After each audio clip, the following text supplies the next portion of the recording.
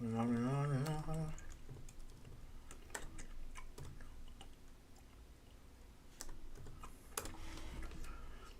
get an email. What about going live? Yeah, there it is right there.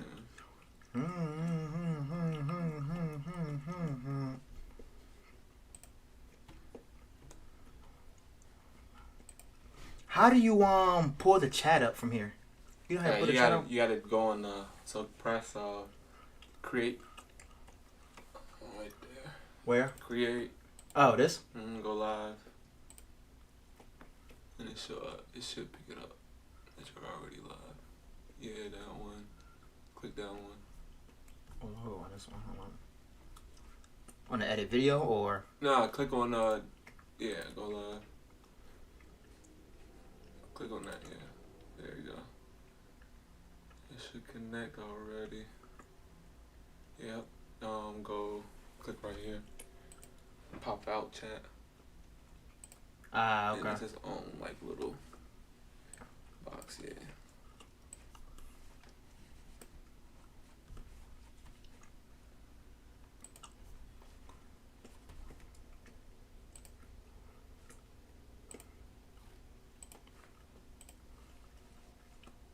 Oh, over here.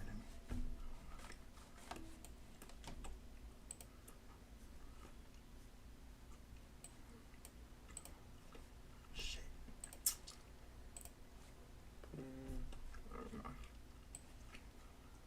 Yeah.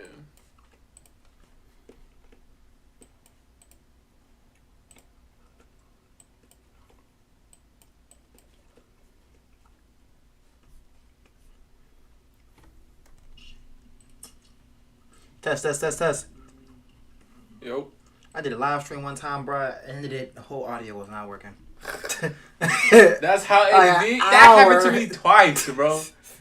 I'm talking. I'm like, ain't nobody home. Never again. I will check and make sure the audio's on. Should be. It's a delay. It should be coming on. Test. There we go. All right, cool.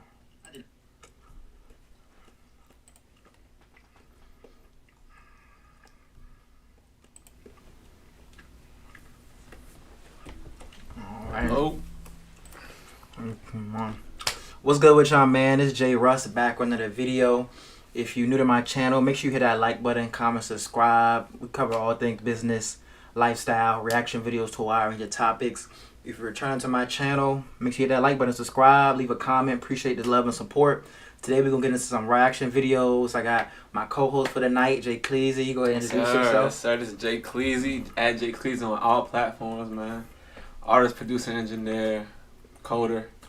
Just a creator overall, man. Glad to be here. Yes, sir. Cook up with the good man. Yes, sir. My creator brother. So we're gonna go ahead and get into it. First topic is never ever cold approach a girl at work. So we're gonna see what he's talking about. He like a young jit. He gonna share his experience. But I agree. You agree? Yeah, like yeah, awkward. Like it's like you gotta look at it this way. Like you supposed to only be going after the girl that wants you. First of all. Yeah. First of all, you're already messing up right then and there. So yeah. So let's see what he's talking about. Ever cold approach a girl at work? Weirdo. Especially I've used this before, and it's just a bad experience doing that. It's like try hard energy. You know what I mean? You're not here to be doing that, bro. And you know, I got a lot of people I know in real life that disagree with me on that because they don't think stuff through, and they're not, you know, not saying I'm smarter because I already know I'm not that smart. Anyways, but it's just not that. I'm shocked. It ain't no unless if a girl cold approach you, then it's different.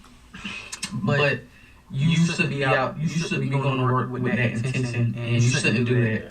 And the main reason that is because is when you at work, bro, you want to give off. You don't want to give off that type of energy like you there to talk to girls. You know what I mean?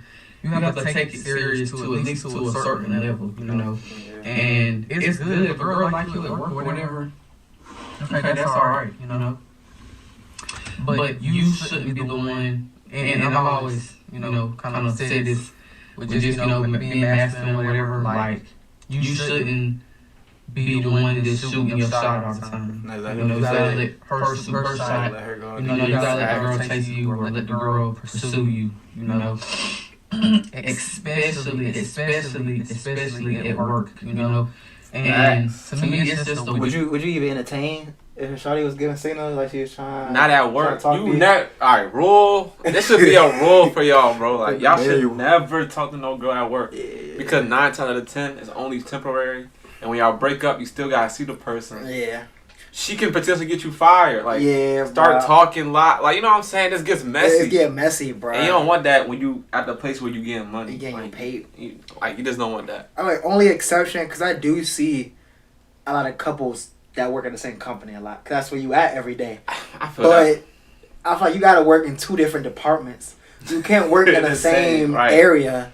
Most companies is big enough for it. She might be in marketing or shit, or I'm an engineer, something like that. She in different buildings. Maybe different buildings, cool. But like the cubicle next to you, no. Nah. That's it's. I mean, it might work for some people. That's very small amount of people, bro. Like very, very small. You don't want to mix business with pleasure at all, for sure. Things to try to code coach a girl at work. It's just to me it give off very disparate energy, very disparate vibes, in my opinion, because I know how I felt when I did it. It just didn't feel right. And I remember when I did this. It was in 2022 when I did this. I remember I thought the girl had liked me because an older lady, which I don't know why, an older lady told me that the girl thought I looked good or whatever. You try to set them up. She gave me her number. I texted her, and she never texted me back. So it was every time I called a girl, it's never been like. And then you gotta walk into work the next day and see her and be like, "Hey, what's up?" Exactly, bro. She would ignore you. And now you the creep at work. You the creep. That's exactly, bro. No, and they be talking. Yes. Like, I ain't texting her today. I ain't hit her. They be talking, bro. Straight up. Either been the main thing is just the girl stop texting me. That's just the main thing, And looking at all the times I called up girls, I've never came off super strong on the girl. I think that's a big reason why a girl has never been like real rude to me or anything.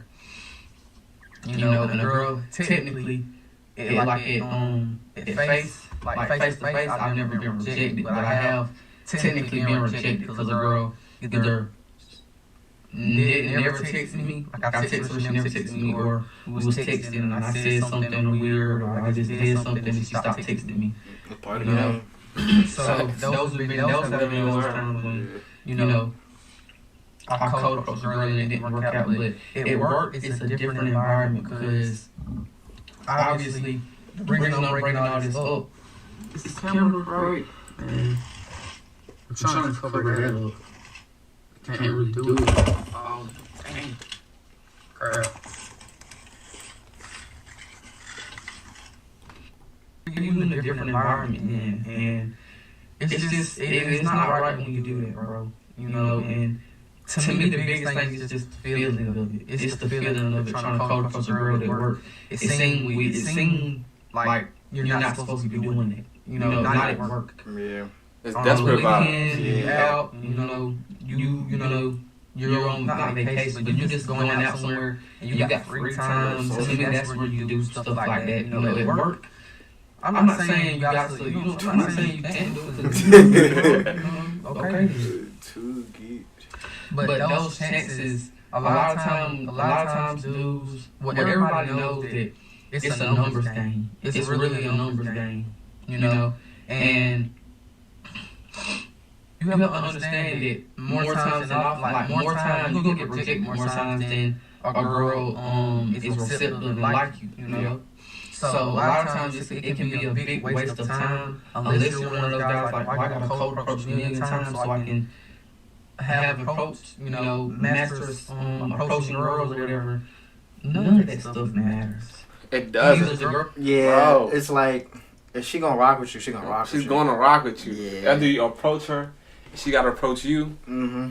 Like, bro, like, y'all gotta stop chasing women that don't want y'all. Yeah, It never ends well. It'd be too geek. Now it is a numbers game, like he was saying. You gotta try, but you gotta learn quick that like Right. when a girl is rocking with you or not. You know what I mean? You should be able to tell those signs early on. Like if not, just cut her double because the girls be bored. So for sure, Like, No, you bro. know what I mean? bored. You can have the best social skills in the world, you know. Everything can work out.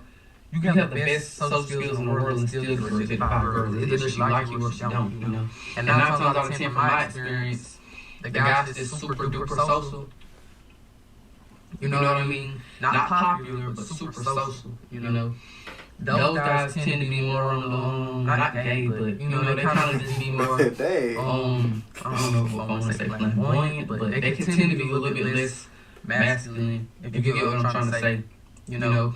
And not saying social skills will make you less masculine, but at the same time, it's not just about social skills and knowing how to approach a girl and knowing how to do this and knowing how to do that, you know. It's either she like you or she don't. And the reason I brought all this up is I got a job, you know. The old job, the job where I coached a girl, it was like one of my first jobs. It was like my second job I ever had. I'm about to start working there. And, yeah, I can't quit that job, man. Can't let my emotions get the best of me.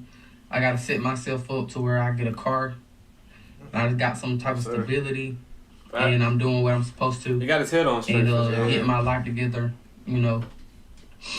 And yeah, you know, because a big reason why I want to talk about that is I'm not in a big social setting a lot, especially when I'm not working in these factories or these plants and stuff. Where I haven't been working in that lately. I haven't been around, you know. Which I Too many understand. girls or Because you too much work, to anybody, the majority really. of your So- life is like at work. Facts. 40 hours of your week is at work. So imagine you come out of school, college, you work, come home, you know what I mean? You gotta wake up and go to work the next day. So how you supposed to like socialize, meet people? Yeah, that's true. That's So- true. I mean, Either way, it's risky though. It's You do risky, it like- at work. Like, you know what I'm saying? Like, if you focused on getting your life together, you shouldn't be worried about a woman in the first. yeah, they gonna naturally come to you. They gonna Yeah. flock to you. You feel me? But he got his head on straight though. He do got his head on grinding, straight. whip. Like, he you know what I mean? identifies a Especially, mistake like, and learns With from one it. of my cousins I was hanging around, when we was working at the same job, you know. It's like, you know, let's just, as soon as I get at work, you know, let me find the baddest girl or let me talk to all the girls and stuff like that, you know. And that used to be the mindset of a lot of dudes who not really think about anything, you know. They just think about pleasure and feel good. And and to a degree, you know, I be thinking the same way because, you know, you might see a girl that's pretty at work or something like that. You know what I mean? But I just don't agree with always approaching a girl, you know? And it never works out for me most of the time whenever I do approach a girl. It don't work out, you know? Because when you randomly trying to talk to girls that don't even know, they haven't even seen you, and then you walk up to them, you know what I'm saying? The chances of her being receptive are just lower in general. They're just lower. And a better way to play the game if you really want to get a girl is to attract her and not always be so overt and direct and be like, let me walk up to her and get her number and say she's pretty and then try to talk to her. You know, it's not always so overt, you know. A lot of times it's stuff you can be more covert and just signal to the girl or, you know, just display attractive traits that a girl like. And obviously girls got types that like different things, you know what I mean? It's a lot of stuff that's beyond your control, but at the same time you do have control. Like you can attract girls. You can control, or you can learn how to attract girls. But at the same time, you might not always attract a girl that you want, you know. Nah, But at the end of the day, it's not even about what you want. It's about what the girl want, you know. She end up choosing who she want. You know, a guy can only, you know, say what he like so much or whatever. Like, he can like whatever he want to like, you know. At the end of the day, that's the girl choice. If a girl like him, then she's gonna, you know, do all the things that she. That's true, but at the same time, I like you, so it's like, yeah, it's up to her, but up to me too. So You up feel to me? both of y'all, some mutual You do, agreement. just- Exactly. You know, it'll be right, you know.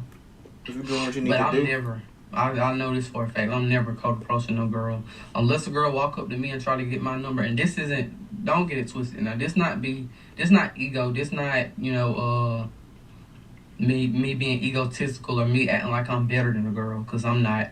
I'm not. You know. But what this is just you don't want to shoot shots that you know you're not gonna make. You know, you want to shoot efficient shots. You want to shoot shots that you know you can make. Nah, really. You know. It's like at the end of the day, I feel like I do agree with him. I wouldn't even tell to no girl that I work with in general. You know what I mean? Unless like we started building a relationship on projects or something. I'm just seeing her a lot more, and she working a whole different department. It's a possibility, but other than that, nah, it's too risky, bro. Too risky. It's bound to get messy. Yeah, it's definitely bound to get messy. Like, think about, like, if you got a relationship right now, like, when you and your girl argue or something. Imagine, like, you at work with her and you got to see. Yeah, like, the same commute, and like, y'all you go in the feel me? office and see each other. Like, yeah, nah. We need some separation. Like, Space is healthy. Bro. Yeah, nah, for real. But I appreciate him, Kyle Bigger, Yeah. for the shout out to you, bro. for the video. Shout out him. I've been looking at some of the comments too, see what they're talking about. As they said, They've been coming a lot on them. got a friend who met a girl at his workplace, and he told me already, invited her over to his place a few times to hang out after work. But they answered a couple. My opinion, this is absolute no. Great guy, but if things don't work, she could end up falling asleep. That's what I'm saying. Sexual That's harassment. what I was saying. HR, easy, Easy. bruh. And we black, so Especially if you bright. Yeah. Like, for you real. feel me? That's too dangerous. I used to go to so much years ago, and that's the worst way to meet a woman. Yeah.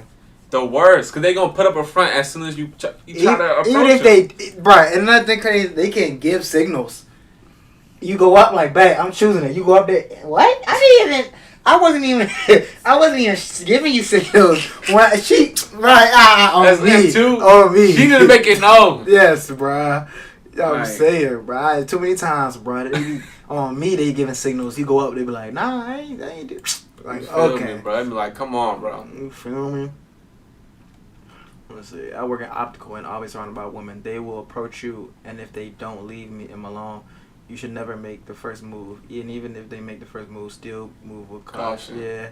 You heard feelings when she started running her mouth. Now you gotta find a new job. Exactly. Yeah, it's Women gossip, bro. Yeah, it's Like, not gonna end well. It's It's not going to end well. It's not gonna end well. But appreciate it, Brody, Kyle Baker. Good video, good insight on this, on his Yes, sir. opinion. Yes, sir. Antoine. So what's up with y'all, man? Welcome back to the channel. My name is Jonathan Russell. If you're new to my channel, we cover all things business, lifestyle, reaction videos, a wide different range of subjects. And if you're returning to my channel, appreciate you. Hit that like, leave a comment. But let's get into it. I'm with my co-host today, Kleeize. Yes, sir. He's just cooking up with me tonight. We on holiday break, so he just getting some content in, man. About to cook up later. Next topic we want to get into is HIV is running rampant in Houston. Atlanta is ranked 3rd. Black women get infected. We're done. Nah, yeah. HIV is serious. A lot of people don't like to talk about it. It's a touchy subject, but it's out there, bruh. That's out there, and it can kill people. It's real. It's real. It's real, bro. I just did a commercial with Prince George's County Health Department on HIV and trying to spread awareness about PrEP and testing sites in Prince George's County, Maryland. That's where I'm from. And it went good, and I was happy to do it just to be able to be young and try to spread the message in a different way that may attract more youth, because the rates have been increasing in Prince George's County, in Maryland. Yeah, it's been increasing everywhere, bro. Everywhere. It's kind of crazy, especially in D.C. It's crazy. It's crazy. Sure. It's like, it's one of them things, like, when you know about it, it's too late. Yeah. Once it shows up on the test, it's too late. It's too late. You can't really, so you need to protect yourself before. Yeah, protect. So we're going to see what Anton Daniel, shout out to him, one of my favorite YouTubers, see what he talking about this. So let's go. Facts. Daniels.com. I appreciate you guys for continuing to rock with me. I find it absolutely hilarious that the trending topic and the things that the news is reporting on right now, right after the holidays, is how many people are catching diseases, HIV, and getting 2-for-1s like they used to do in Houston, but they still doing in Houston. And 2-for-1s is the number crazy. one trending thing that I keep seeing on my algorithm, crazy, is that Atlanta is number 3, which I think is probably closer to number 1 unless you factor in Houston. That Atlanta is number 3 when it comes to sexually transmitted diseases, STDs, STIs, and HIV transmission. Wix, one platform. I believe it, bro. Yeah, everybody just doing a little bit of everything out there. I believe it, bro. Everybody's fucking raw. But here's the key. Crazy. Great. Crazy. Just Don't meet hit on the this crazy. first meet and you fucking raw, bro. Yeah. When I go into the I know comments too many to see people, some, like, that you know, fuck what around people the are first saying, meet. whether it's a nude. Yeah, like, I know too many people, like, yeah. and nah, bro, that's, You don't even know them, like. you don't know them, and they might not even know they have a disease. Yeah, that's a lot of the You time. know what I'm saying? They might say, oh, I'm good, I'm healthy, You feel me? and the whole time she not healthy, she not good, Yeah. and now you fuck. Or somebody that's speaking about what the You can't circumstances take it away, bro. is. You know what they saying? They're not saying, hey, we need to move a little differently.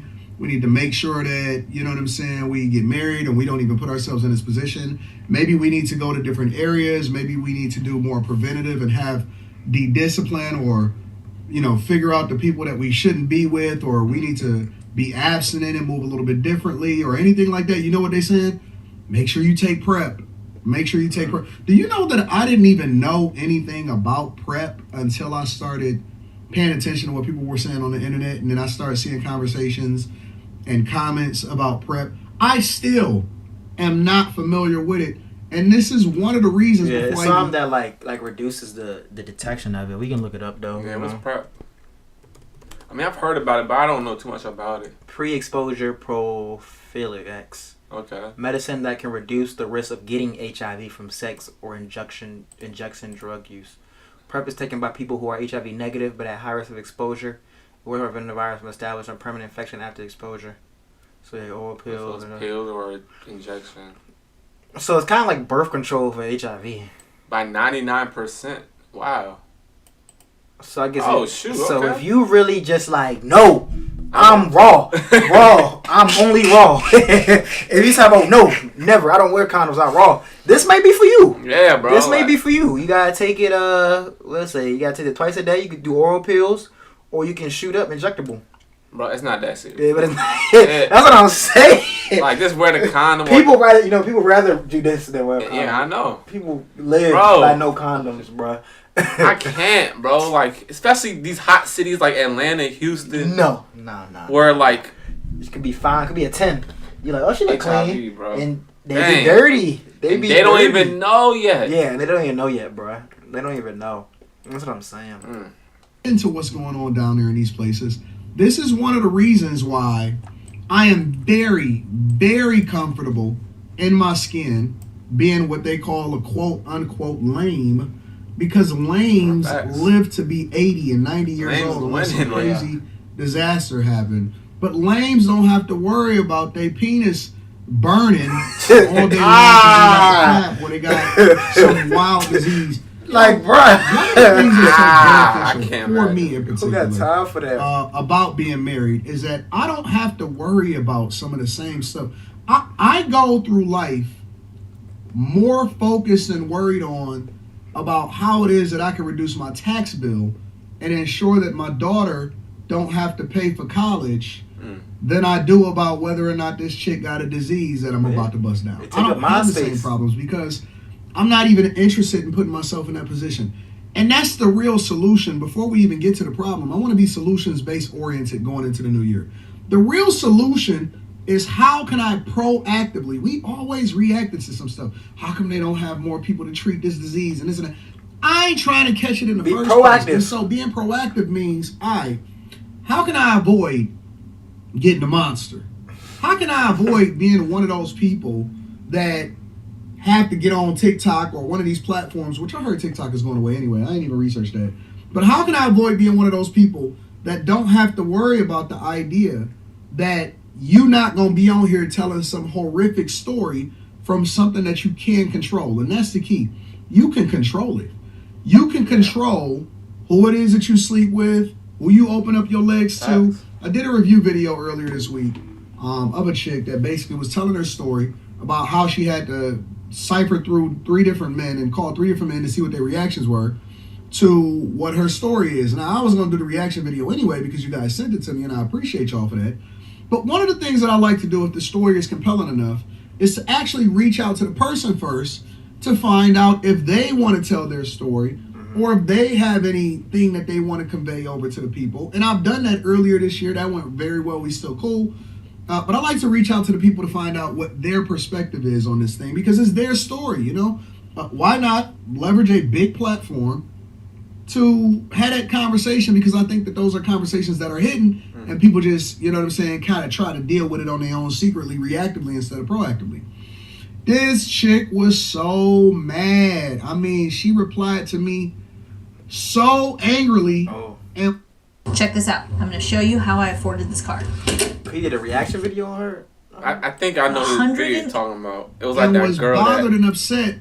and I didn't even kill her. Like, I didn't called, walk with her. I didn't deal with her personally. Gave 3 people. I just spoke to No, she had sex with 3 people. Situation. And she didn't know which one gave her HIV. We got to be careful. She didn't be months. responsible. At the fact, it's not about the fact raw dogging that all one of the 3 guys. Why was she out here in the streets in the first place and being, you know what I'm saying? If you don't want them, bro, like I really they like. That's what I was saying. I came to the conclusion, bro. Most they times say they don't like it, how I feel, or it dry them out, that's or how it's irritating. Saying, like, bro. Most times it be them saying, "No, I don't even want." Oh me, it be them. Most times they don't want to wear the condom, bro. Multiple times I've heard that, bro. Yeah, Multiple times, bro. Well, man, you gotta resist. Fellas, you gotta strong. resist and stay strong and be like, nah, I'm good. I'm gonna go ahead, wrap up. Yeah, I be out here barebacking. Bareback. That's crazy. Barebacking. That's crazy, bro. Use protection. Use the protection. Bro, y'all, on some real shit though, like, all it takes is one girl. One little drop, go inside your dick, that's it. You're ruined. You ruined, bro. And you're spreading it. Like, bro. Yeah. Yeah. Leading with empathy and objective criticism of the circumstance and not necessarily of the person itself. But she was so mad, and I had to reply to her. She still wanted to kick it, but she was so angry on some, like, you know, I want to reach people and help them to understand it from this perspective. And I told her, I said, listen, you mean a nice hand time, but on top of that, you can't control, once you put the information out there, how people react to it. They don't take it a certain way. And listen, shaming should be in order, even though I didn't shame her. Shaming should be in order, you know, from the circumstance. But anyway, neither here nor there. My point is that we not going into this from a preventative perspective. We going into this from the lens of, I want you to see it my way, or skip it, I'm going to just crash out and I'm going to figure it out later. That's not life, man. Let me tell you something. These little bit of years, these little short years that you out here tricking off and suffering and putting yourself in a worse position, those go by fast. The time you got to suffer with it, the consequences of your actions, that's the part that lasts a long time. And people think that just because they leave and go to a different area that solves the fundamental issue of why we see this explosion of these diseases in the first place. And it doesn't, because you still take you with you. You can get fired from your job, and then you can get fired from the next one. You can keep blaming everybody else about getting fired from the job. But no matter what job you go to and no matter what state you travel to, you're still taking you with you. And that's applicable in everything, including the people that you align with, who you sleep with, and so on and so forth. If you keep sleeping with the same people, if you keep being in the same circles, if you keep making yourself available to the same environments, regardless, I know everybody from Atlanta is moving to Houston, and everybody from, you know, Hittonville, wherever you are, is looking to move to Atlanta because they keep telling y'all that it's the Black Mecca. Yeah, I got you. I don't need to go nowhere. I change my environment and I focus on the things that I don't care for, and I make sure that I change that where I stay. If I don't like it, I'm gonna vote somebody in different. I'm gonna make some adjustments. I'm going to put my money where my mouth is, and I'm going to change the place where I was born and raised in, and I'm gonna keep my money where it is. I don't have to visit. I don't have to move nowhere. I can visit, come and kick it with you, and I'm going home. Because home is where it is, you know, is what I've cultivated for myself. And no matter where you move, you can go to Houston, you can go to New York, you can go to Atlanta, you can go to Chicago, you can go to any of these. A lot of these Democrats from these blue cities think that they're going to leave Chicago because they ruined Chicago, and they're going to go down to Texas. You just fucking up Texas now. Now Houston got one of the highest STI, STD rates, and HIV is running rampant down there, and ain't nobody getting tested. Ain't nobody getting tested, and y'all all sleeping with the same people. Y'all all sleeping with each other, and so you might as well just go ahead and have one big old orgy, and just go ahead and everybody get the disease at the same time. That way y'all can solve for it collectively. Dang. How you feel, bro, on this, bro? Yeah, any advice? Like, this all happening to people who are fucking raw. Like, they're having sex raw. Like, With no protection. you're a young black man. Preserve yourself, bro. For sure. Like, just preserve yourself. Yeah. It might seem like, yeah, your friend's doing it or this person doing it. Might sound like they good, but they could be burning, bro. They could be burning. They could. People locally, like HIV, AIDS, through herpes, and what's the other junk? Chlamydia. It's a lot out here. It's a lot out here. You gotta stay clean, stay strong, man. It say it right here. HIV is a virus that attacks the body's immune system. Oh shoot. So like that's something that it's a disease that makes everything worse. So if you catch a cold, you could die. Yeah. Exactly. You could die from the cold. Common cold. Exactly, bruh. You have no more immune system. Yeah, so LBC gives you a certain level of peace. He said, a woman who called me inadequate also called and told me I gave her STI. I got tested and was negative. She had to call 2 of the men. That's how I knew she was cheating. Plus, it's bad out here. You feel me? They spreading it. Fucking multiple people. Bro, like that. And how, bro? That's crazy. They were promoting PrEP during Message Green 2016. They were writing grants left and right for our community help programs to get the word out. AIDS has been a problem in Atlanta. Yeah. Celibacy is looking good again.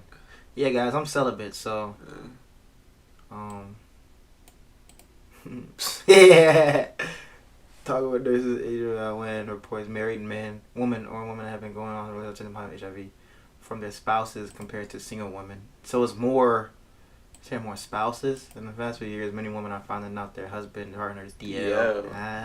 There's that trying to bring awareness just because you got married and you were a partner to need to get tested because you never want to create a lot of wives are having trouble conceiving a child and you're here with me because when we bring it home you. Yeah, bro, it's real out here. People want push on the rug. It's real life. Make sure y'all stay protected. Appreciate Anton. Yeah, bro. Especially you young boys, bro, because I'm telling you, that's how it starts. Yeah.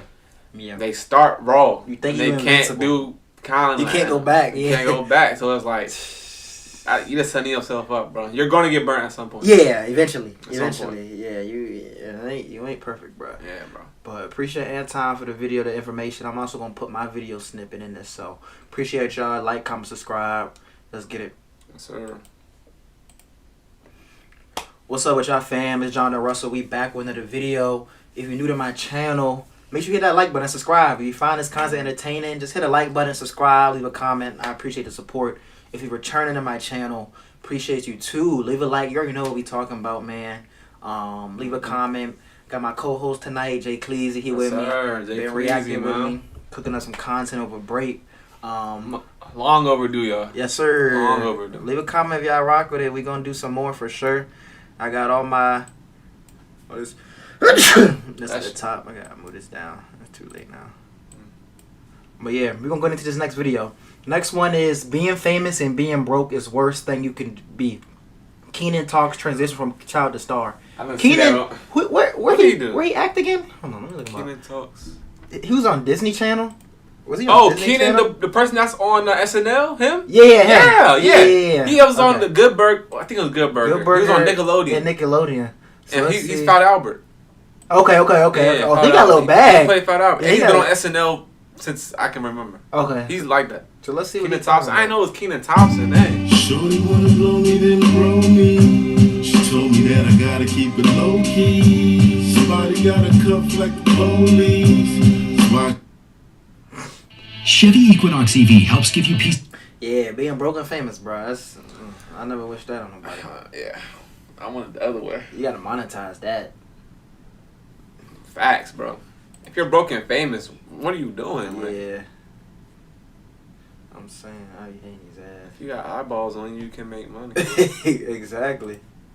You always acting like the homie. Shorty wanna blow me, then grow me. At least that barbershop She told me that I gotta barbershop keep it podcast? low-key. I don't really know. Somebody gotta They be in a come barbershop like the talking? I don't police. So she think come around acting like the homie.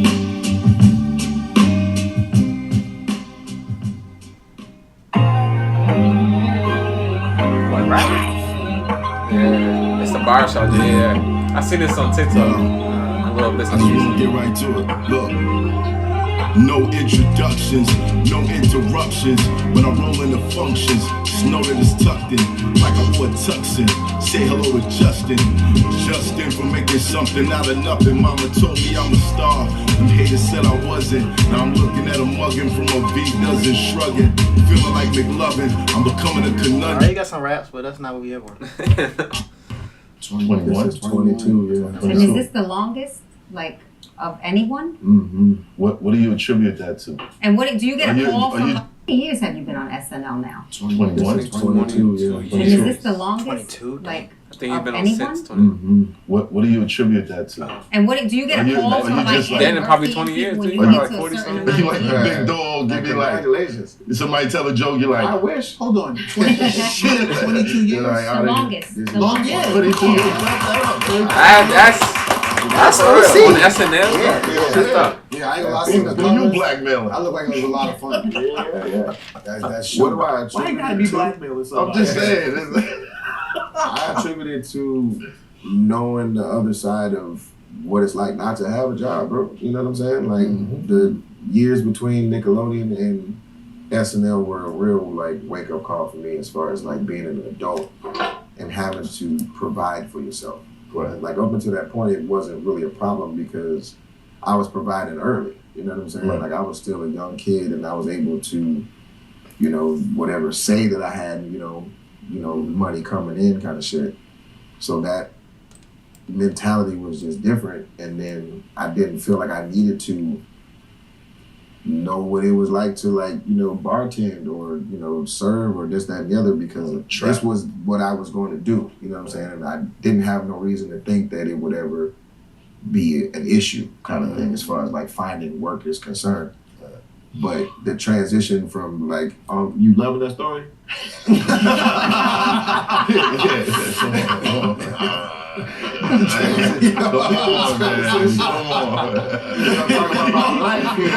It's like get to the drug dealing part, man. You're slinging drugs or not. The times get that hard. Yeah. And that was at the same time that I was finding out that my accountant ran away with all my first monies kind of shit. I've heard that too often. It's two. You know, It's I two. hear that too often. I'm sharp. Even that happened to Rihanna. Rihanna, what's his name? Steve Harvey, Yes. the taxes. Oh my god. These accountants are grimy. Janky, just running off on money. Sneaky. That's crazy. Sneaky, bruh. That's why you gotta get someone you trust, or you gotta hands on with the do money. that shit. Hands on. You know, every dollar coming in. Yes, every dollar bruh. going now. I think DJ Khaled said he still pays all his bills. Yeah. When you get Smart. that much money, it's easy for little leaks. Yeah. A little thousand here, a 10,000 little here, thousand here. Yeah. That's on rent. They coming up easy off you. it was tough. Dang. That's Being true. famous I and have being it too broke often. is the It's worst whack. thing you can ever It's do. whack. You know what I mean? You ever heard of a culture called battle rap? Yeah, that's what that's like. That's what that's like, That's right? what that's like. Yeah, Famous and it's broke. crazy. Yeah. Famous and broke. How you land that gig playing Fat Albert? So Fat Albert came Every after I DMV got artist. SNL, and I had auditioned for it before I got SNL when Forrest Whitaker was directing, and he didn't give me the job. He didn't like my audition, or me probably, Yeah. which is fine. Because we made amends when he hosted the show years later or whatever, and he's cool. He's just, Who? he just went a different direction. He hired my buddy Omar. You know Omar from 8 Mile, big dude, Mhm. Ballers and shit. Yeah. And I love Omar to death. He's one of the nicest people in the world. So I wasn't mad necessarily. I was just saddened.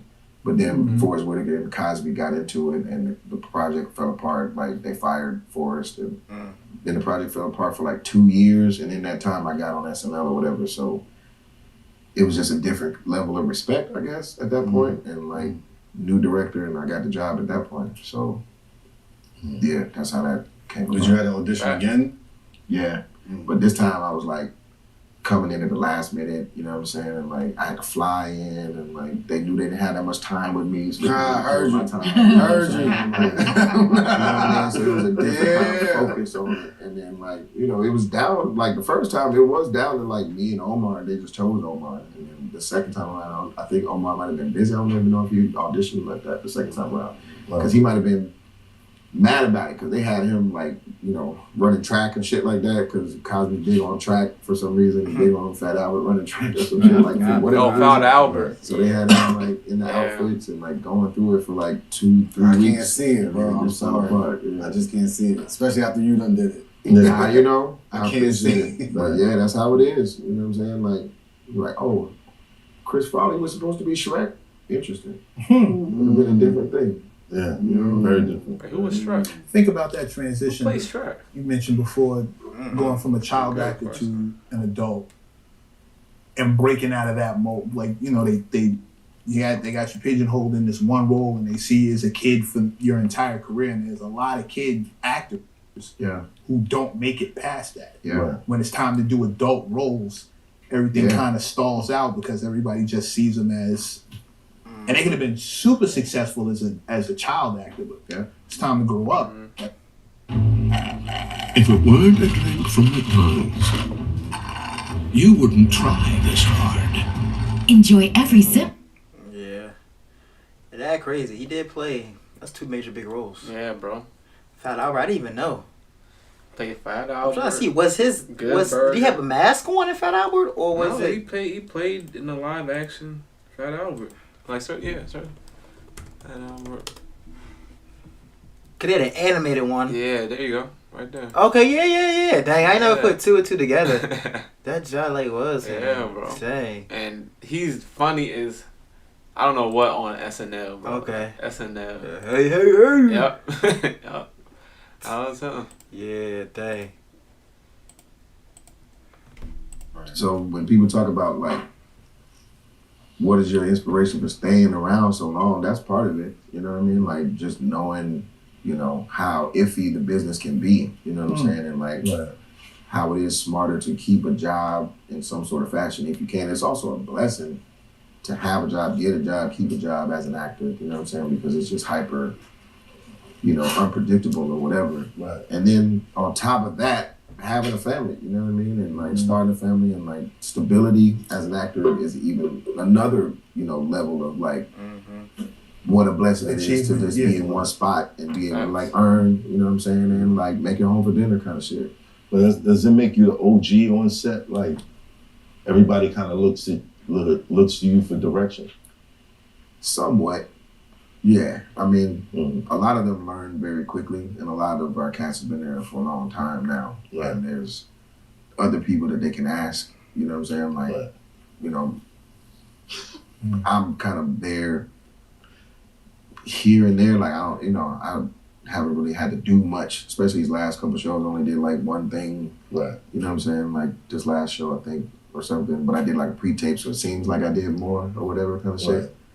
And like, you know, that kind of balance or whatever, like. What's the perks? Like, if I was there a lot, then I'd be able to like offer a lot of advice. But the perks is employment, healthcare, facts. I think the alumni of it all. Yeah. Is there hazing for like new comedians? Like, cause this nigga funny as shit. This guy, you gotta get this dude right. Stop. Yeah, but I think the hazing doesn't come from us, it comes from the audience. You know what I'm saying? Because you'll work your ass off and the audience won't give a fuck for a while until they really fuck with you like that. You know what I'm saying? So like, I've seen, you know, a lot of people like work really, really hard for years, and then all of a sudden the audience just, you know, accepts what they're, and then they, you know, they just blow up because it's like, everything they do, they understand that. But a lot of the time when you're really good at something, you're probably before your time as far as like the audience's taste buds, you know what I'm saying? Like a lot of people still want to laugh at Will Ferrell style, right? As opposed to allowing, you know, a newer style to come through and be like, this is still comedy, you know what I'm saying? And you can still like get on board with it, but a lot of people be stuck in like, you know, I'm still in my outcast years. So it's improv, it's live improv. It's scripted, but you know, you guys are on the fly. You know, there are times just sitting there and someone does something you're like, rookie mistake. Yeah, I'm not a villain. Demise. Look at him. Embarrassing himself. But I'm sure there's times where you're like, No, it's actually I knew that was I'm like, my oh, no. You know what I mean? Like, we want to stop the train wreck from happening for people. You know what I'm saying? And a lot of times it's things that they don't have any control. Like, the camera will cut to a different camera or some shit like that. You know, there's just a lot of moving parts and a lot of people that, you know, maybe the guy's been on the job 40 years and, you know, he's not paying attention, you know, to every single sketch, you know, as sharply as you might assume that he would. Or, you know, you can't just guarantee he's going to make every camera switch, you know, exactly correct. You hope they do, you know what I'm saying? But if it doesn't, you know, it accidentally starts to like fall off, you know, you want them to like stay in it and stay committed and not give up on shit and try to get it back on track and just make it through. But it's frustrating when, you know, you get the sketch on the show because you got to like make it through all these levels to even get to the live show, you know what I'm saying? And then by that time, something still goes wrong. It's like, fuck, I'll never know how good it could have been because that was the only time, you know what I'm saying, that it's going to air kind of shit. Right. So, yeah, there's lots of like ups and downs like that. And it's a very emotional kind of place. So I try to tell motherfuckers like, you know, there's just remind people, like they told me, there's always another show. Relax, you already got the job, you know what I'm saying? So now just do it kind of shit and just, you know, just stay in it. But it's a lot easier said than done because you're presenting a lot of yourself. You're like, this is what I find funny, you know what I'm saying? I thought this was smart. Maybe, you know, like, and your response is telling me that it's not smart, it's not funny. So that's the reality of being a creator, though. Facts. You're gonna put your ideas out there, and it's like, not everybody gonna like them, gonna agree. Gonna find it funny, interesting. YouTube, what we doing now, bro? This joint might get 2 views. You feel me? That's the game, bro. Like literally, This guy. You gotta get used to it as a creator, bro. Yeah, this guy. You're gonna bomb sometimes. Yeah, definitely gonna bomb. But the joint, some joints hit. When they hit, that joint hit. It hit big. And then everything else will fall in line afterwards. But you know, he's gotta have that perseverance. Just keep trying. Don't give up. Just put the content out there, whatever you're trying to do. So whenever something does blow up, you have a catalog of just, he been working, he been doing this, he been, you know what I mean? So then they start viewing that. Digital real estate. Facts. You feel me? Definitely. Blah, blah, blah. That's it. It's tough to swallow, especially over and over and over again. So, what would you say are the biggest eye-opening moments for like, y'all don't fuck with that? I didn't know. Whenever I used to write by myself, I used to get those wake-up calls because my shit is not linear. So, like, I'll just be thinking and writing, and then I'll have another thought, and I'm like, that's funny. And it has nothing to do with the previous shit, you know what I'm saying? So when you read it all back, it's just all over the place and shit. And I had to learn, like, okay, I need to be doing drafts, number one, and, like, checking in and all that. I'm like, I'm not doing all that. Right. So, like, I let the writers write because that's what they're good at. You know, I can take writing courses and shit. And, like, I'm an actor. Olympic highlights would start like working with Kevin Hart.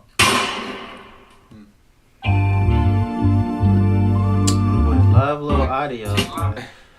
But nah, that was good. I thought he was gonna talk more about his finances and stuff. Yeah. But it was still good to get some more insight from him. I haven't seen him in a while, for real. Yeah, man. One of the OGs. Yeah. Shout out to Mav Hoffa. And the concept for this. So that was pretty cool. Let's get into this next topic.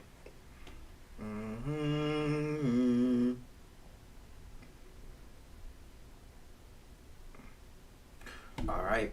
What's good with y'all, man? It's John Russell. We back with another video. If you're new to my channel, hit that like, subscribe if you find this content entertaining. If you're watching more videos. If you returning to my channel, appreciate you, the love and support. Hit that like button, hit that subscribe, leave a comment, let me know what y'all thought. I'm with my co-host today, Jay Kleeize with me. Yes, sir. Yes, sir. We just cooking on some content, getting some reaction videos in over the holiday break. So we're going to go ahead and get into the next video. And shout out to Her Path to Purpose. She talking about the real reason why everybody is going broke. So let's see. Yeah. It's tight. Really it's hard out here. here. It is right now. Everybody in the economy is feeling some type of pressure from the economy, whether it's directly or indirectly. You're feeling some type of pressure. That car look kind of sweet. I wonder what kind of We've got passion, we've got determination. Like, and if we set our sights on something, you better believe it's happening. What's your take this one? Pressure On from the the economy. economy. And the reason Economy being is now? because Yes. everything is going up. The cost of It's living. rough. It's rough. It's rough. Like, you know, I'm blessed to have a job and everything. Yeah. But like, you know, the spending power is not the same It's how it used not. to be. It's not. It don't bruh. like $20 don't get you as much stuff as it used to. $100 is 20 now. Yeah, For real. 20. 1,000 is like 100. 100. That's like 5. Everything like half. I'm like 1,000 probably like 500 at this point. Let's see what she's Going looking up, at. rent going up, mortgage going up, groceries going up, gas, food, everything is going up except people's paychecks. Exactly. Everything is raising except wages. And even when they raise the wages, the cost of living goes up, and so that just cancels That's what I'm out saying. the wages that they just raised. So everybody's feeling that, not just the people who go to work and get a paycheck, but the people who cut their paycheck, the people who are responsible for paying you. Your boss is feeling it, your employee is feeling it, their companies are feeling it. And guess who's going to be the first to lose? Because the companies don't want to lose. So they're going to end up letting people go before they lose out on money. You better believe they're more concerned about saving money than they are about saving employees. No, it's bad and nobody's safe when they start hitting entertainers and celebrities and rappers and, you know, people that we deem as very highly successful people. When they start having a hard time, like, that's a red flag that something is definitely wrong in the economy. Because what $1 million, $2 million used to get, you know, years ago, it no longer can afford it right now. The same house that cost $500,000 10 years ago is probably a $2 million, $3 million house today. So it doesn't really make sense if you get $2-3 million a year. But your expenses is $2-3 million a year, $5-10 million a year. So that's how you go broke. And instead of getting the $2-3 million and downsizing our lives, we get it and we upsize our lives. Mm.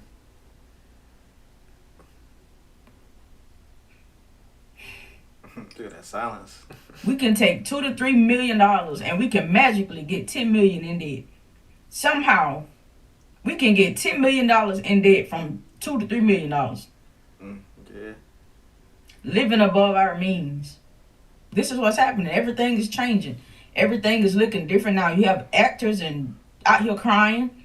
You know, they can't make money, can't get in movies. They're coming to Netflix and Tubi and whatever else. You have rappers and singers whose music is on the shelf.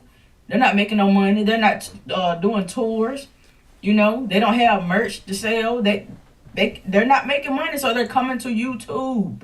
They're coming to YouTube, and it's working. You know, I don't even blame them. Nah, really, I know we up here. And creating their own TikTok money going down. even with their music being played Yeah, I on was YouTube gonna and all those like millions try to and post billions content of on streams, TikTok, but the record label gets most like, of that if money. that thing's about to go down, I'm just It's gonna like, focus that's a on waste. Instagram. Yeah. Everybody's gonna fuck to Instagram. If the 16th, that joint really shut, like, no more. It's not gonna shut. You just can't download it again. It's not gonna. The app's not gonna stop working. Okay, you just can't. You won't even be able to download it. You Yeah. get a VPN, or you think you might. They're gonna go further than that?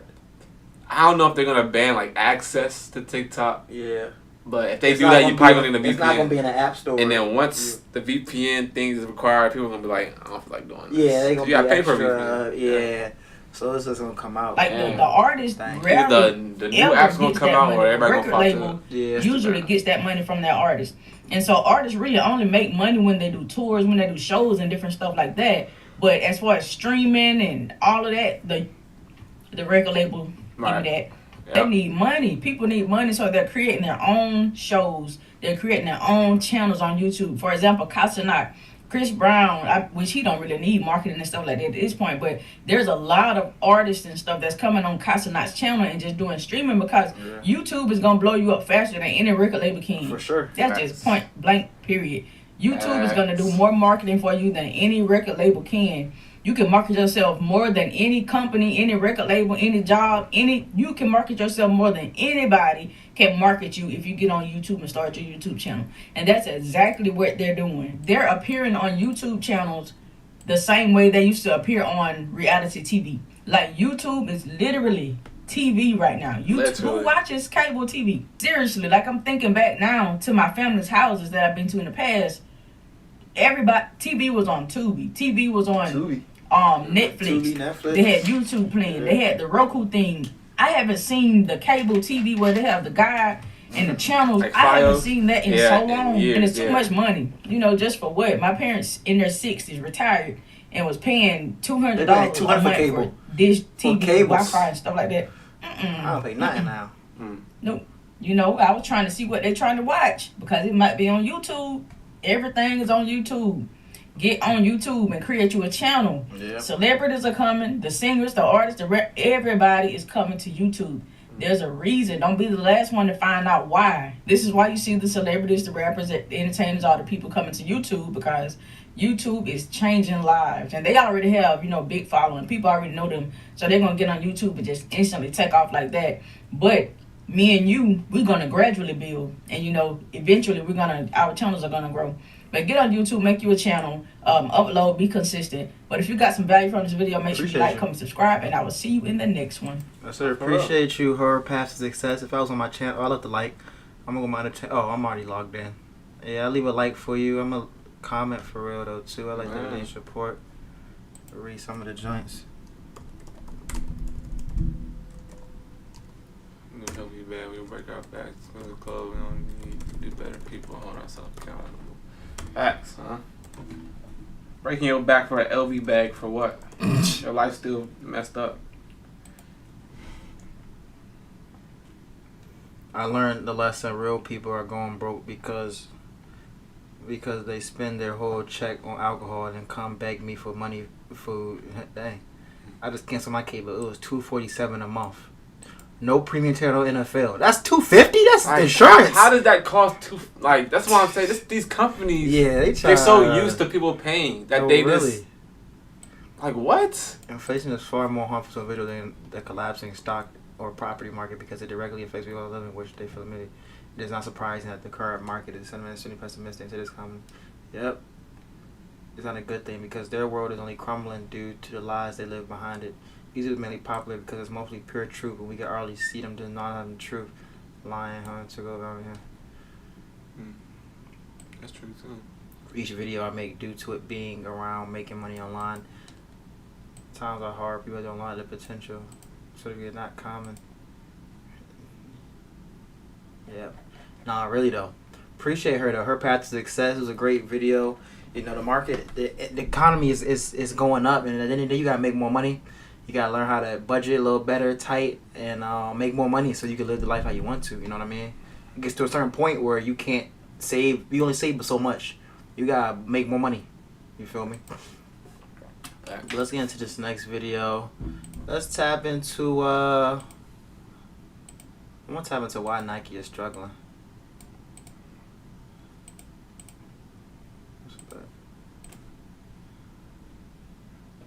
Nothing more powerful than you making your thing happen.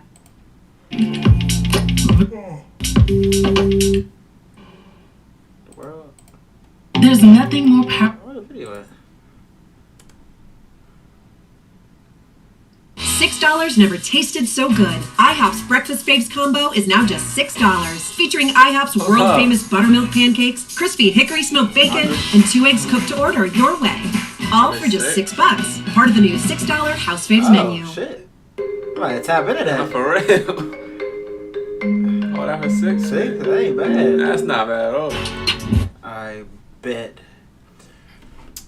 So what's up with y'all, man? John and Russell. We back with another YouTube video. If you're new to my channel, hit that like, comment, subscribe button. We cover all things business, lifestyle, reaction video to a wide range of different topics. If you're returning, hit that like button, leave a comment. Man, it means a lot. Appreciate you tuning in. You already know what we getting into. Got my co-host for the night, Kleeize, reacting to some videos. Yes, sir, man. We cooking up. More content on the way. Let us know how you like this setup. All that. Moving to this next video. Why Nike is struggling, period. Let's get in. Nike stock been down. They sales been down. They ain't been having no major collab. Last major collab they had was probably Travis Scott and the Virgil, but he passed away, so they stopped that. So, and same with Adidas. Sneakers is going down, but yeah, it's a luxury item in my opinion. But let's see why CNBC talking about this. Nike is the world's largest sportswear brand. This year, the company is on a mission to get its stride back. This week, the company posting its first earnings under new CEO Elliott Hill. Nike beating on the top and bottom lines, but its sales fell 8%. Analysts say it's the beginning of a long turnaround for the company after what should have been an Olympic gold earnings summer. Nike shocked the market. Shares of Nike are in free fall after they missed on revenue last night and cut their full year earnings guidance. The shares down 20% are on pace for their worst day ever. The plunge wiped out $28 billion of Nike's market cap. That was just July. 28 billion market cap. That joint fell. S&P 500 doing better than that. Jeez. This stock is cut in half since the all-time high. That's what y'all get raising these prices. That proves to you that these companies rely on influencers, on celebrities to sell their product. They do. Adidas, Heavily. like you mentioned, Adidas too. Like they Adidas sucks after the Yeezy thing. They not. It's not the same. The Like, revenue would never be. What the same. other Adidas is popular other than the Yeezys? Yeah. Like on a global scale. Like you know the what I'm Sambas and stuff is cool. That's not gonna be bread, but that. And the profit margins for Yeezy was like, retail Yeezys was like what, 300, 280? Between 200 and 250. 250. Yeah. Nobody's paying 250 for a regular Nike shoe, like bro. they were it's crazy. Summer of 2021, like what's happening? Is competition eating their lunch? I mean, that's pretty clear to me. The company blamed its performance on everything from macro challenges to remote employees. It turns out it's really hard to develop a boldly disruptive shoe on Zoom. But experts say this was part of a years-long series of strategic errors. When a $50 billion business sees a down 10% quarter, it's not an overnight occurrence. Meanwhile, net sales of emerging competitors Hoka and On. I was like Hoka been killing it. I've been seeing Hoka a lot at work too. Yeah, I got them. What if? Oh, that's the parent company. Deckers Outdoor. Interesting. That on holding on. I haven't heard of them, but yeah, I got me a pair of Hokas. Those things are comfy. They're stylish. I want more pair for sure. And I see them a lot of elders are wearing. Older people wearing them too. So they're comfortable. Yeah, they're comfortable. They stylish. They nice. % in recent quarters. That his show. Because when I was younger, like high school, I thought no other brand could really take market share from Adidas and Nike. But seeing Hoka over the past couple of years, they've been taking market share. Slowly but surely. You know what I mean? So it's still possible. Anything's possible. Even established rivals like can't Adidas sleep in and business. ASICS. Even ASICS with the runners. Yeah, the runners been selling crazy. Them drinks is up. Nike's still down. Adidas barely making it, keeping up with the S&P. But Nike is down. Like, dang. Well, that's what they get for trying to sell Yeezys without Yeezy's name. And then Nike, that's what they get for price gouging. Goodness gracious. New Dre's is $220 now. And that's ridiculous. No.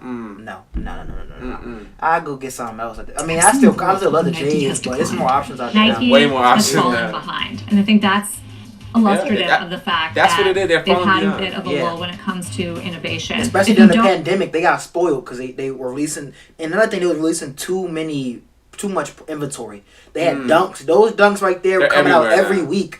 Every weekend, Dunks was coming out. They got too greedy because people were buying them. Then they oversaturated the market, and then the market tanked. And nobody wanted them more because everybody had them. And now they feeling the results of it. Of that, then the kind of scale that Nike has achieved isn't worth much if you don't have the pandemic, we had that money, so everybody was buying. Now all eyes are on Nike's new CEO, Elliott Hill, to turn the company around. Company veteran Elliott Hill is going to come out of retirement like Tom Brady to take the helm. So what happened? And can Nike's new CEO get the iconic sportswear giant back on track? Since going public in 1980, Nike's formula of marketing around elite athletes helped it become a global superpower. So what makes Nike special? Well, that's, I think, part of the magic of the marketing. So much of retail is storytelling. Nike dominates, or historically has dominated, storytelling. We came back from the impossible, from being broken.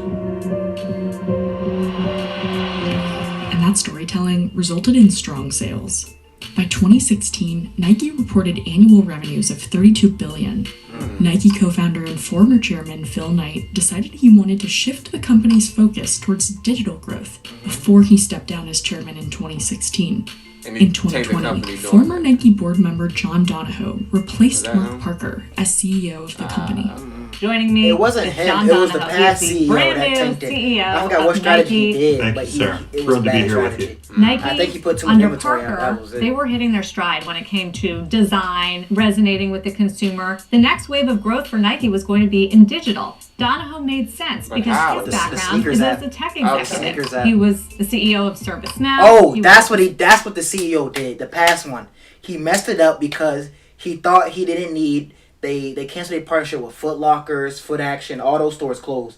They stopped their distribution to their stores and they did it all in house. So you can only get the newest releases on the sneakers app or the Nike website.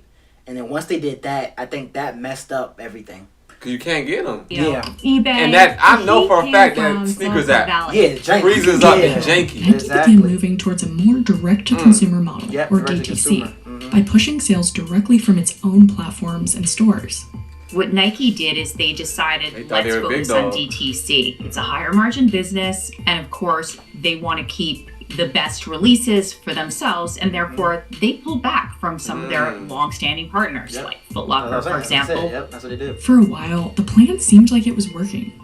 Cause I remember, I was like, "What? They're not getting them." In September 2020, Nike reported digital sales growth of 82%, despite relatively flat revenue for the quarter compared to the previous year.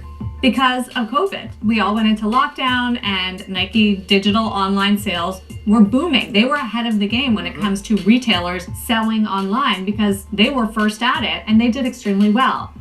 Encouraged by this success, Nike began officially limiting ties with retail partners like Dick's Sporting Goods and Foot Locker, and cutting others out altogether. This was a bold move. So they did it As to of themselves. June 2021, Yeah. these That wholesale CEO partners did. still accounted for around It's all on him. 61% of Nike's sales. But Dang. Donahoe From seemed to double wholesale. down So- on Nike's digital pause it real push. quick. Yeah. In So they were saying the majority of their business come from the Foot Lockers, Dick's Yeah, Sporting Goods. 60%. Only 40-some% comes from their own. And they were trying to grow that, but it worked during the pandemic because that. But once everybody go outside again, I guess it backfired, and the app is glitchy, sells out, bots, all that stuff. And it backfired. On this call, Donahoe said the consumer is digitally grounded and simply will not revert back. Here's the problem. Research shows that DTC doesn't always work the way businesses hope it will. A 2024 study by BMO Capital Markets found that retailers who sell directly to consumers didn't actually see a relative increase in revenue, margins, or other profit markers. Everyone thought, oh, if I eliminate the middle person, I eliminate the partner, I'll get their profits, I'll get their margins. What we showed is it wasn't happening. We realized, no, you don't eliminate the middle person. You become the middle person. And the middle person isn't necessarily a great place to be if you don't have their scale, if you don't have their expertise. And so everyone had to absorb all the costs of running those operations. We found those brands did not see a relative improvement in their sales. They didn't see a relative improvement in their profits. It just didn't happen. What Nike thought was a sales boost from its new digital model may have just been fortunate timing as the world went into COVID lockdown and shopping went virtual. You know what I'm saying? For a minute. When I it achieved worked. my bachelor's degree, it was a you big always moment gotta for me change your- because my keep mom on top of passed your away, strategy but in still, business. I still think of that moment when I got my bachelor's, and I know that she'd be proud now. Start your comeback today at PurdueGlobal.edu. After last month's massive solar flare added a 25th hour to the day, businesses are wondering, what should we do I'm with it? taking company-wide power now. Anything can change the world of work. From HR to payroll, ADP designs for the next anything. The last 3 jobs In I had. 2021, as lockdowns lifted and consumers started to seek out in-store experiences, Nike Direct sales, wholesale. So 2019, wholesale majority. 2020, of course, it went down. Wholesale was still kind of more a little bit. Well, actually, no, that's blue means direct sales. And the purple. So wholesale means it was less. Okay. Right? I think Wait a so. minute. It's more wholesale than direct sales. More wholesale than direct sales, and all the way until I want to say 2022 is like where it looks like it's in the middle a little bit. About halfway. Yeah, about halfway. But then And they couldn't. It doesn't go past that. Yeah. digital growth started stalling. 2022 was the best. The company was undergoing layoffs and cost-cutting measures that it said were focused on shifting resources and creating capacity to reinvest in our highest potential growth areas. It does appear, according to analysts, that Nike over-rotated toward the direct-to-consumer, and then when it came back time for Americans and folks around the world to go shopping again after COVID, Nike just didn't have the same kind of priority and placement on the shelf. You go to these stores, and it's like really resonating. Like every time I walk in a Nike outlet, I'm like, bro, there's nothing here but clothes, baby. That's what I'm saying. Like, and people still like that in person to buy some shoes. Yeah, bro. Nike had also pulled back on developing its running business during a time when a record number of athletes joined the sport during COVID. It's had a big impact. Nike previously was really integrated into that running community. So they lacked in the running segment. They probably boosted up more with the J's, of course, the Dunks. The more cash cows. The more casual, and lacked the running. And that's when Hoka came in. Asics with the runners. Those two segments, they came in and took the market share. Facts. They came in. And always speaking to that community. I know I look for comfortability right now. Right, yeah, same. I still want style, but the comfy is important. It's important, bro. Like, you want some comfy jobs. Yeah, you gonna be wearing them all day. They pulled back make sure on they comfortable. At the same and time, it's like definitely once, like even now since I've been buying shoes for a while, it's like, okay, I got my J's. Yeah. The main collection I want. I feel you. I transited into runners, the Asics. Yeah. You know, more runner vibes, casual Nike stuff was also now. grappling with a slowdown in consumer spending in China. There's no question Nike can blame some of it on macro, but it's the flatline growth in North America, which is more suspect and harder to blame on the macro, especially when Adidas is growing its chief competitor because it has more innovative styles that people are really gravitating toward. It became clear that Nike not firing on all cylinders on the innovation front was really when the problem started beginning. And it ceded market share to players, particularly in the running space, like On and Hoka.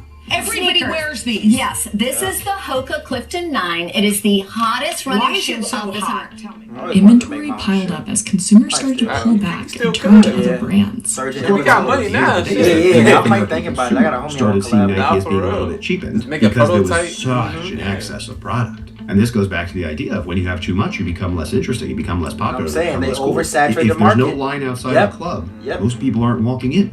Experts say the lesson learned is for retailers to remember what they do best, something Nike may have lost sight of in its effort to become a tech operation. Being a technology company is not what makes you special. The mantra of Nike's tech not is a disrupt. tech company. Everyone wants to disrupt. If you're doing a really great job, sometimes disrupting yourself is a bad thing. And so figuring out how to evolve rather than break, I think is really important. By early 2024, Nike started quietly returning to wholesale partners. You're also leaning into wholesale, which is a bit of a change from Nike. It's been all about direct to consumer. Sell on your website, sell in your stores, and now there's a shift. Why? Coming out of COVID, it was quite clear consumers were also moving back into physical retail. And we recognized that in our movement toward digital, we had over-rotated away from wholesale a little more than we intended. So we've corrected that. We're investing heavily with our retail partners. Foot Locker's relationship with Nike seems to have improved substantially. Nike needs them more than Nike thought. That's very important. It ain't just all DTC. In September 2024, the company announced Elliott Hill would take over for Donahoe as CEO. Elliott Hill is someone that Wall Street doesn't know well, but internally at Nike, what I hear is he's known very well. Oh, is that and the guy very that started as an popular. intern? This is a guy that started as an intern Yeah, okay, at that Nike makes and has now sense, worked his way all the way up to become CEO. He's a 32-year veteran. He also came up through the sales channel, so there are great expectations that he will know what produces a hit and will help turn around the innovation problem that Nike has suffered under John Donahoe. In its most recent earnings call, Hill said the company will focus on clearing out excess inventory. Nike, reach out, I double your profits. We lost for real. Double that. Moving forward, we will lead with sport and put the athlete at the center of every decision. This is not a story that 6 months from now we're going to be cheering about. This is going to be an 18-month plus show me how you're going to compete with all the smaller brands that have come from behind and the customers fallen in love with. They need to reinvigorate. They need to remind people that Nike is special. And so I think if I'm Elliott right now, I think what I'm doing is I'm going back to my product people and I'm saying, I don't know what you've been working on in the past. Maybe you have something new, maybe you don't. Let's see, what is this innovation pipeline? And as soon as we can start telling people we have good product, then we will put really good marketing. Why does Nike win? Still, Nike has the largest research and development budget, and Nike has the largest marketing budget. That's the mindset. Winning is winning. As long as they use that effectively, it's very hard to compete against. It doesn't mean that new brands can't emerge, doesn't mean that new brands can't take some share, but it means that Nike should always be able to get it back, as long as they have their eye on the ball. Facts, man. Like if you were CEO, how would you double it? Like, what would be the step? First thing I do, bruh, we look at how much money we spend into these BS models. These I don't know what specific shoes at the top of my head, but any shoe that's not selling that well, that people just aren't cut that. Yeah. We're gonna use that money to reinvest that into research and development, more so in the runner scene. I think the runner scene is really big. They need to create some type of innovative. Like I remember the Roshi Run was big with Nike.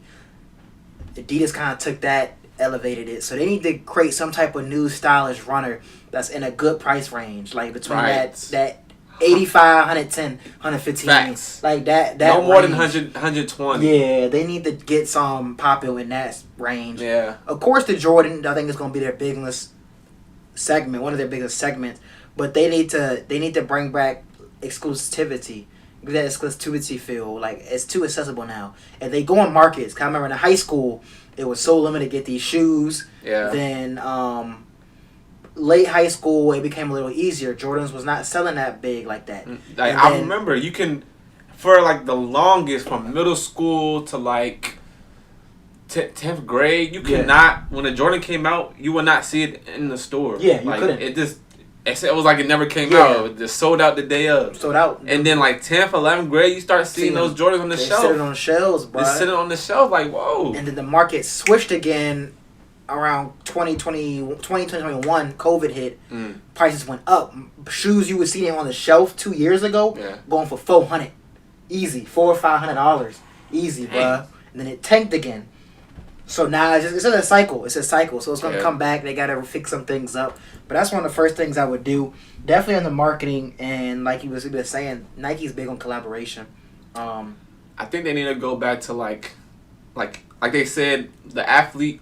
But they also need to do a segment where they have like influencer marketing. Yeah, more influencers. Not just an athlete, but a big. We need to gain the kids again. Yeah, like we don't have the kids no more. Like Sean Witherspoon, I know he was one of the big last ones. Yes. That had his own silhouette. Tap into the sneaker community that made y'all big.